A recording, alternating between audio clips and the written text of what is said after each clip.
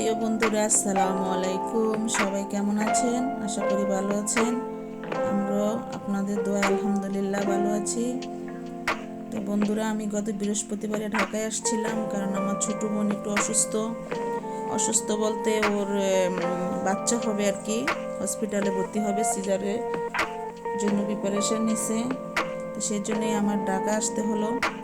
তো আসলাম। এখন আর কি করব, রান্না বাড়া বাক্সা আমারই করতে হবে। যতটুকু সম্ভব আমি তাই করছি, আপনাদের মাঝে শেয়ার করছি। কারণ আপনারা জানেন আমার দুটো চ্যানেল, একটি হয়েছে ইউটিউব চ্যানেল আর একটি হয়েছে ফেসবুক পেজ। নিয়মিত ভিডিও আপলোড না দিলে চ্যানেলের রিস্ক কমে যায়, তাই আমি যতটুকু সম্ভব আপনাদের মাঝে শেয়ার করি। এখানে আমার ব্যক্তিগত স্বার্থ আছে, আর আপনাদেরকে জাস্ট একটু বিনোদন। আপনারা পাশে থাকবেন, থাকলে হয়তো খুশি হব। তো আপনারা দেখেছিলেন আমি বাড়িতে কিছু মাছ কিনেছিলাম খাওয়ার জন্য। আসলে আমার আর এক সপ্তাহ পরে আসার কথা ছিল ঢাকায়। মাছগুলি আমি নিজের জন্য কিনেছিলাম। তো এখন ডক্টর বলেছে এক সপ্তাহ আগে নাকি হসপিটালে ভর্তি করাতে হবে, সেই জন্য আমার এখনই আসতে হলো। তাই আমার বাড়িতে কেনা মাছগুলি আমি ঢাকায় নিয়ে আসলাম, সবাইকে নিয়ে খাবো। তো আজকে আমি অল্প অল্প করে রান্না করতেছি।